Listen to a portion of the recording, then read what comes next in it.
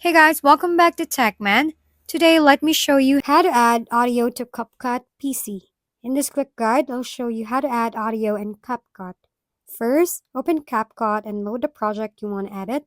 Once your video is open, you'll notice it may not have any sound yet. To add audio, make sure you're on the media icon in the top left. From here, click Import, then select the audio file you want to use. This could be music, a sound effect, or a voiceover in formats like MP3 or M4A.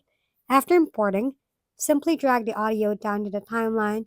You can adjust its position to sync with your video and tweak the volume to your preference.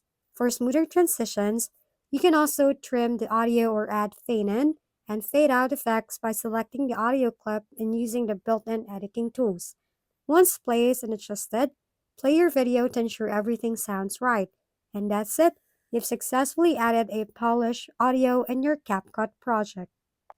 If we've been helpful, kindly give us a thumbs up and don't forget to hit the subscribe and bell button for more contents.